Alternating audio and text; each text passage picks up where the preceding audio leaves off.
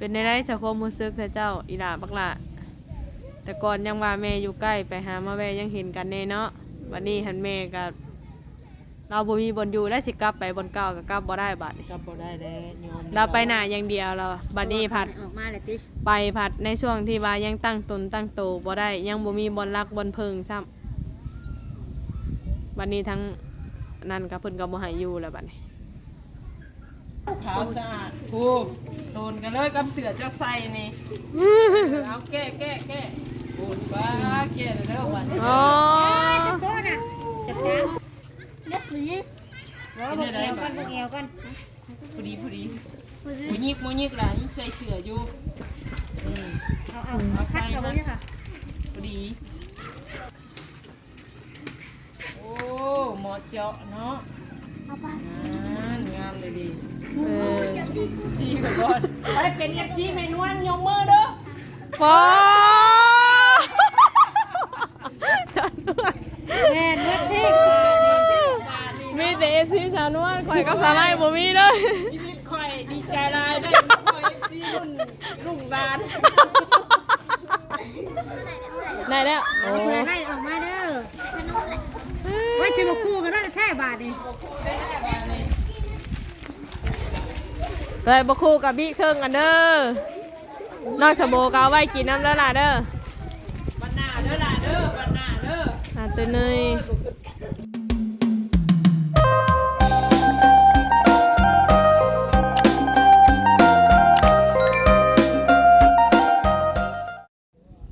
เอาพี่น้องเลยเปิดภาพขึ้นมากะ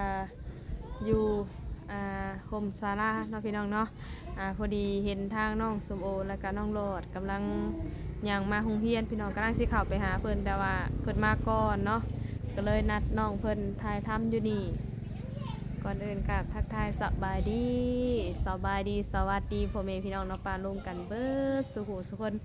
คือเก่าเด้อพ่อแม่พี่น้องเนาะบ่ว่าสิเป็นทางพี่น้องฝั่งลาวฝั่งไทยเฮาหรือว่าต่างประเทศพี่น้องเลยก็ขอยินดีต้อนรับเข้าสู่ซองมุกดาวันเช้าลาวคือเก่าเด้อเนาะเปิดภาพมามื้อนี้เนาะพี่น้องเนาะบ่ดีมานำกัน3คนพี่น้องเลยสาวนวลสาวไลคือเก่าสบายดี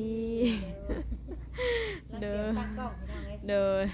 อวันนี้ทั้งสาวนวลเพิ่นมีของมาให้ทั้งน้องหลอดพี่น้องเนาะคันว่าสิท่าเลิกโรงเรียนก็อย่ามันค่ำโพดเนาะพี่น้องเนาะเพราะว่าช่วงนี้หนาวมันค่ำไว้พี่น้องเพื่อไปเพื่อมาปะเดี๋ยวก่อนอื่นเดี๋ยวเข้าไปไปล่มก่อนพี่น้องเนาะทั้งน้องหลอดน้องสมโอเฮาคือเก่าคือเดิมอะไรพี่น้องเอ้ยโดยโธ่มียังผู้หนึงยืนผู้หนึงนั่งบาดนี้บ่ลูกละ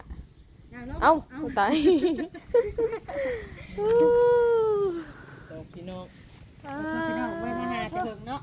ยังคือแตกคักแตกแน่แท้นี่บักล่ะแม่มันล่อแล้วบ่ทั้งดุมนะ ของดีมีหน่อยยังคือพากันเข่าเฮียนไว้แท้ละ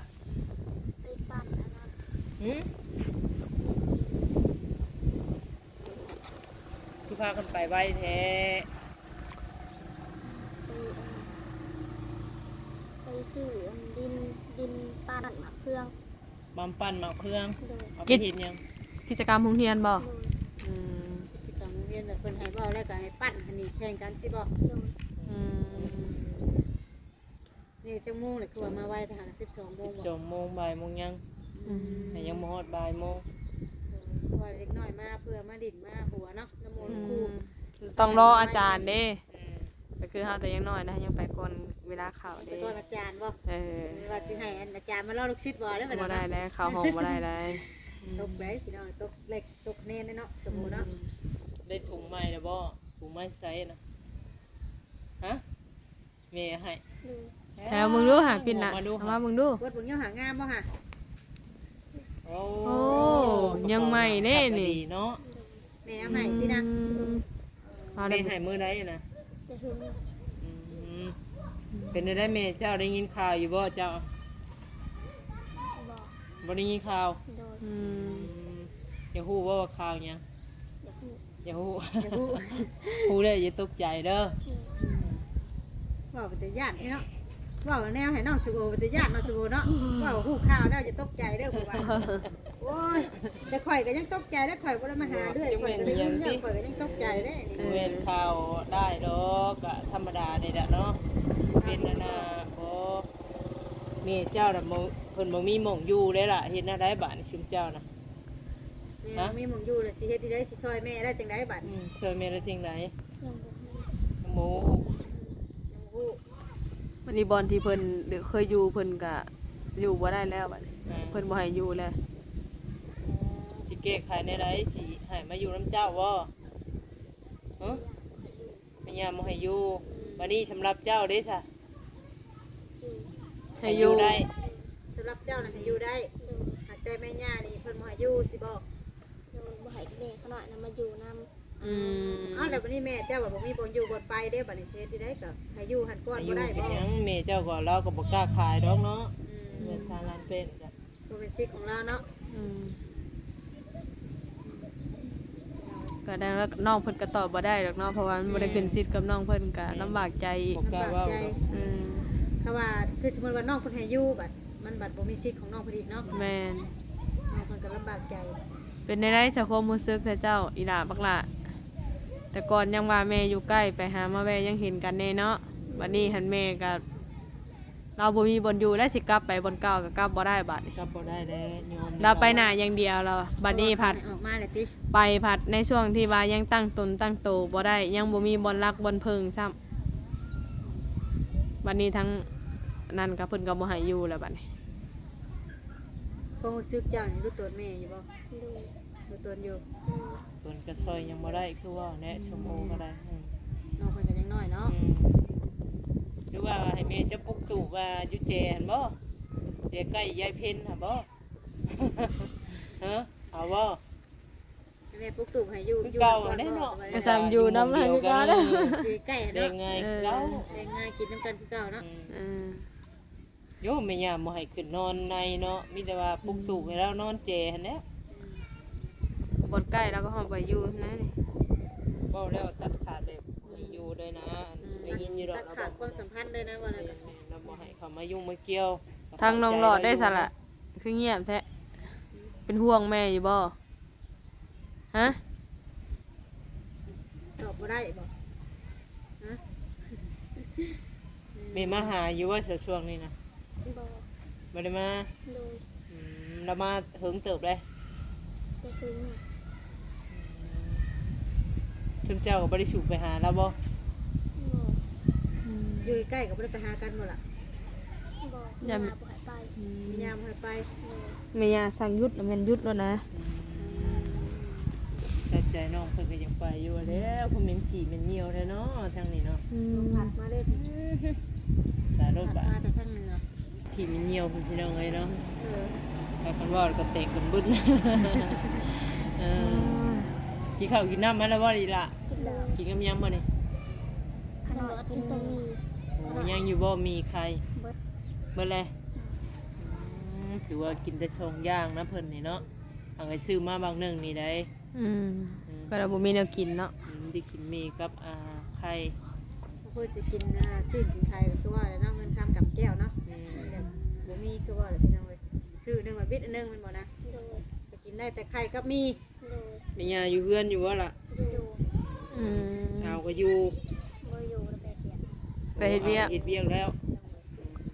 เป็นได้ทางอันแม่ย่าเราไปอย่างแน่มื้อนี้เมื่อวานนี่ สิไปสังกัด ตั้งแต่แม่นวลเข้ามาเราบ่ได้ไปเสียเลยบ่ โดย เอาคือว่าสั้นบาดบ่ได้ไปบ่เวียกที่ว่าแม่นวลสั่งเนาะ ไป ไปมื้อใด แต่มื้อเป็นวันสั่งไปแหละ ตื่นมาเราไปบ่หรือว่า ตอนแรง โอ้ ๆเรายังบ่ทันได้ไปแล้วอยากเตือนลุงสิดา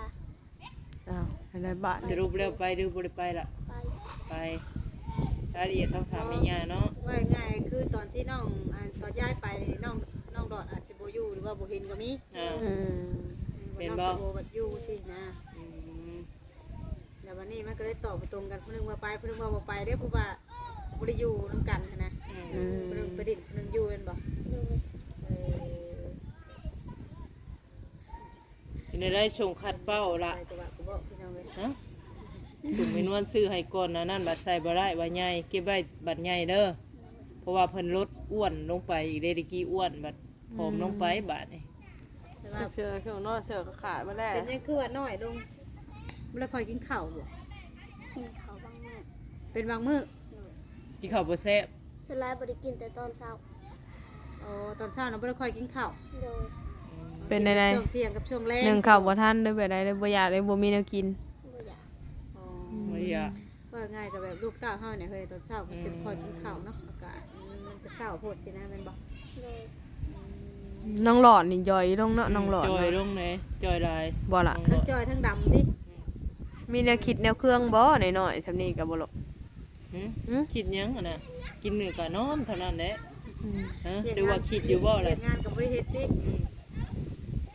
น้อง คิดอยู่บ่ล่ะ ได้สละคิดอยู่บ่ตอนนี้ลูกนะมีความคิดอยู่บ่ในใจตอนนี้น่ะคิดอยู่บ่ หนูคิดแต่ ฮะ คิดแต่เรื่องมัน เรื่องหยังลูกมีหยังในใจก็ว่าออกมาโลดล่ะเจะคิดเรื่องหยัง เนี่ยเงินยามนายถามบอกว่าให้ไปซื้อดินแล้วก็ซื้อหยังที่มาเฮ็ดแบบกิจกรรมนั้นไปซื้อย่ าบ่ได้ให้บ่นี่ มันมีเงิน ย่าบ่มีเงิน โดย บัดนี้ชุมเจ้าสิเอาใช้สาไปซื้อมัน เราจะยืมโบดูกัน ยืมหมู่ได้แล้วก็แทนหมู่ โดย หมู่ก็ให้อยู่บ่ล่ะโอ้ ใส่ลายปานใดล่ะ นายเป็นแน่นว่ายืมเงินน้ำหมูมาให้อาจารย์ซื้ออันนี้ไม่เฮ็ดกิจกรรมเรื่องการเรียนอะไร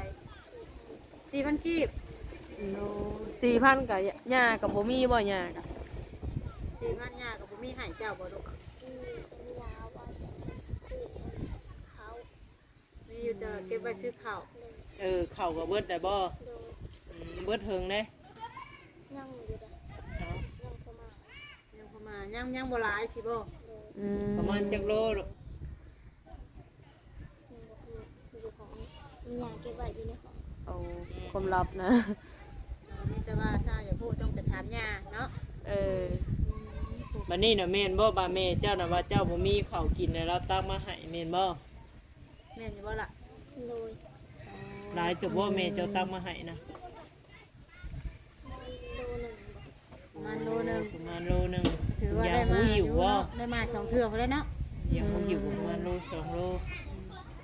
อืม เสร็จเลยมา แม่หมู่เพิ่นก็ มี มา ห ยั ยัง ง อันนี้มาหุ่มยังอ่ะนะ โหน้องตื่น ไป เลย ไปเขาเฮียนล่ะ อ่ะจะมากับไผลุงสบายดีป้าลุงเนี่ย คนเดียว มาผู้เดียวอ่ะแม่บ่ได้มาส่งบ่ใช่ลูก แม่อยู่ เอามาหุ่มเบิ่ง โอ้ น้องหลอดมาเบิ่งนะนะ มายังน่ะเบิ่งเบิ่งไผมายังนี่ มาเบิ่งคนรอ เอาเบิ่งคนรอโอ้ยไผรอน่ะ แล้วคนเดียว โอ้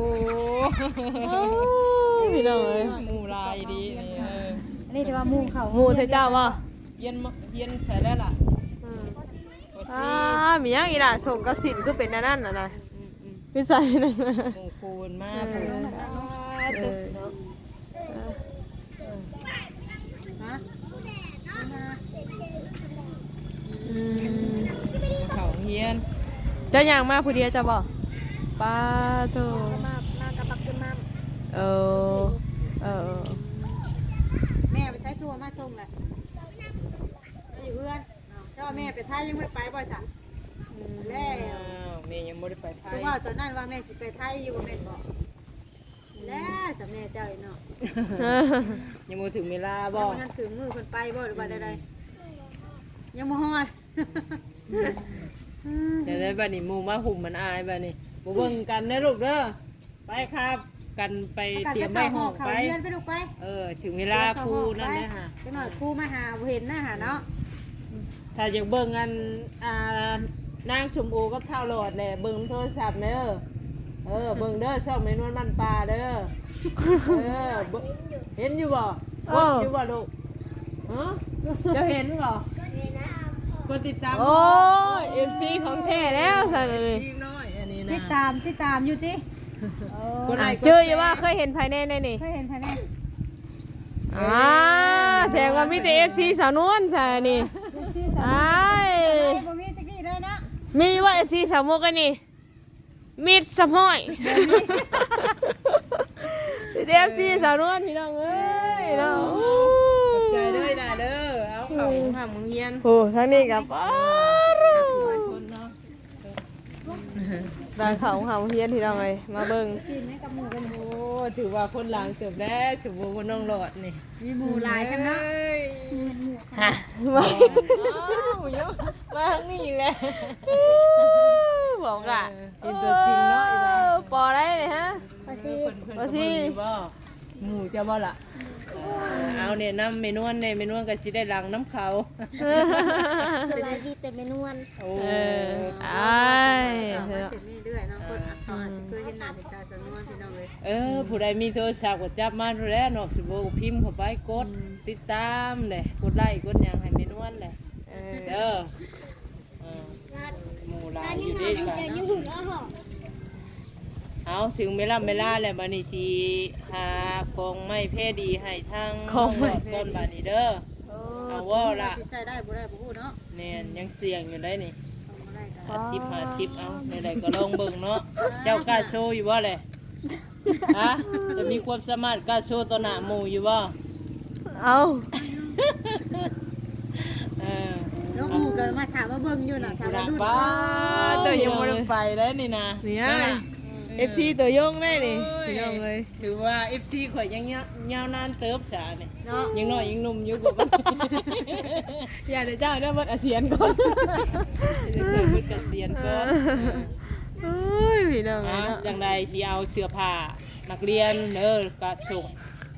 ส่งมาให้เจ้าเปลี่ยนใส่เบิ่งลองเบิ่งเด้อล่ะเด้อ อ๋อผมกำลังมาอีก สอนมาอยู่บ่ล่ะ ใช่ ใคร โชว์เลยเนาะโชว์เลยเนาะ โอ โอเคถ้าเบิ่ง จัดไป เอามาให้ก่อน นั่งยัน ไม่ยัง สบายดีเด้อเนาะ เออ ให้ผู้ใดน้องดอกอยู่ใช้ละบัดนี้ ใช้คนนั้นเนาะโอ้ยโดนเพิ่นน้องดอกตะวันนี้เนาะ เอา อ๋อ เอาเสื้อผ้ามาให้เพิ่นมาพี่น้องเลยเนาะ FC น้องหลอดสอนว่า โอ้เนาะนี่ พี่พอดีด้านนะ พอดีอยู่เนาะ ขาวสะอาดผู้โตนกันเลยกับเสื้อเจ้าใส่นี่ เอาแก้ปูนบ้าแก้เลยเด้อวันนี้ อ๋อ โคตรน่ะ โชว์ความสามารถ คือสีหน่อยเพื่อสำสานวนเบิ่ง ฮะ คือสีหน่อยใช่ไหม ได้หรือบ่ได้ เอาได้บ่ได้ก็ใส่เบิ่ง ลองเบิ่งเนาะ ลองเบิ่ง พอบ่ได้ก็ไปเปลี่ยนได้เพิ่นว่าเนาะ อ่า เรียนอย่างน้อยอยู่เบิ่ง ฮะ น้อย เจ้าโฮกวันใหญ่เลย ง่ายก็ตาม เล็กหรือ ว่าบ่เอวกันบ่เอวกัน พอดีมูยิกล่ะนี่ใส่เสื้ออยู่อืม เอาคัดกับบ่เนี่ยค่ะ พอดีเด้ยิก มีมีหยังสอนว่าเอาเรื่องซอยก่อนเลยมีหยัง มีคนแจกคำสาวเอ้ย เอาสะดวกได้ค่ะสะดวกแล้ว ไปสิให้อันน้องๆไปสิแจกแล้วสาวเนาะ เชื่อน้องมันบ่ได้ได้บ่เบิ่งก่อนนี่เดี๋ยวมีแต่ว่าแจกก็โดนแล้วค่ะ โดยเอาแกะออก น้ำสะโออันไม่น้ำจ้าแล้วลูกอยู่ดีๆได้เลย อืม แกะไปเอาพอดีส่งแต่ว่าอยากหัดอยู่ในนึงเศร้า6 บาทมันสิใหญ่กว่าบาท เดี๋ยว กระดิ่ง อ่านแม่นบ่ได้บ่ กระดิ่ง แม่นบ่ได้บ่แต่งเข้าห้องบ่ ข่อยยันเต็มบ่พอนะขนมข่อยชบเดียว เดี๋ยวมันขึ้นลายใช่ดิ บ่พอกับพี่ครึ่ง เด้อน่ะเอ้ยโอ้หมอเจาะเนาะ เอาไป งามเลยดี เออ คือเราแบบนี้เนาะ เสือก็แพ้ดีได้นี่ เออตาซิงกับตาสั่งโอ้ FC สาวนวลนี่พี่ดึกพี่โดแท้เนาะ FC ก่อนก่อนไปเป็น FC เมนวนยกมือเด้อ ปอ แม่นเมื่อเท่ง มีแต่ FC สาวนวลข่อยกับสาไลบ่มีเลย ชีวิตข่อยดีใจหลายได้ข่อย FC รุ่นลุงบาน FC รุ่นพ่อรุ่นแม่บ่เคยพ่อ ก็จะโดนร้าน รุ่นหลาน โอ้ยกมากันยังดีเด้เนาะแต่ว่า FC ตัวจิ๋วเด้ แล้วก็ซื้อขนมไม้กล่องนึงเนาะแต่ว่าพ่อน้องๆแน่น้องจุกบัวไว้ข้าวหน้าเนาะไม่ล่ะเนาะแจกมือก่อนเนาะเอาไฟที่แจกให้เจ้าแจกค่ะเอาไฟไปดีที่เมนวันได้แจกไปเลยเรียนคิวกันเด้อพ พอช่างมันยาก เอาแล้วค่ะ แถวได้เรียนแถวได้ เรียนแถวลูกเรียนแถวเรียนแถวเรียนแถวเข้าแถวเข้าแถวเข้าแถว เย็นโลดใจ ถูกกันอยู่ว่าเลย ใช่ได้ไหม เข้าแถวลูกเข้าแถวเข้าแถว สมมุติก็บอกคนเป็นแถวที่ไหนสมมุติ เฮ็ด2แถว ไปอยู่ไรเจ๊ เป็นแถว พูดไปต่อแถวพูดลูกได้แล้วโอ้ คนไล่ออกมาเด้อว่าชิบคู่กันน่าจะแท้บาทนี่ เลยบ่คู่กับบี้เครื่องกันเด้อนอกจากโบก็เอาไว้กินน้ำแล้วล่ะเด้อ บันหน้าเด้อล่ะเด้อบันหน้าเด้อ เต้นเนย คือว่าคนฉันว่ามันคือว่าสิข้าวเอฟซีไลน์ปานี่ ผมเจ้าไว้กินน้ำเด้อไม่ตัวเองกินน้ำลูกจะก้อนจะก่อน บ่ได้กินข้าวแจกหมูจนบ่ได้กิน ไม่ได้กิน เป็นยังกันนะกันเนาะเอามาเอามา เอ้าเฮ้ยเราบ่ได้กินมีแยกอันนี้เนาะไอ้ เป็นยังพี่น้องกันหน้าเด้อสุดนิดหน่อยเด้อ เด้อล่ะเด้อ เฮ้ยเฮ้ย FC นะได้กินแล้วคือมาขอขอบใจนะเฮ้ยไปเลย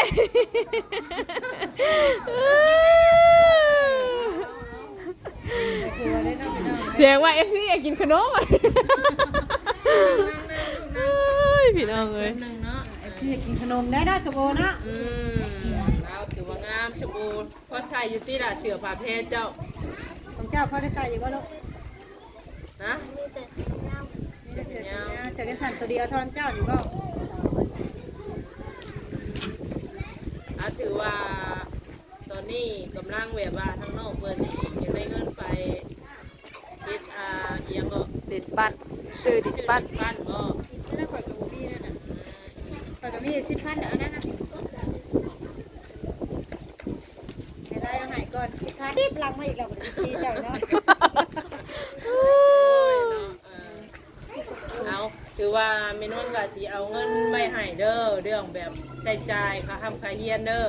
อันนี้เป็นเงินส่วนตัวของชุดเจ้า2คนเด้อโอ้ยเมนูก็เว้ายากแล้วบาดนี้ เห็น FC ไลน์แล้ว ตื่นเต้นแล้วเพิ่นก็เนาะเจอ FC ตัวจริงว่า ให้คนละ100,000เด้อล่ะเด้อเก็บไว้เข้าห้ำเฮียนเด้อ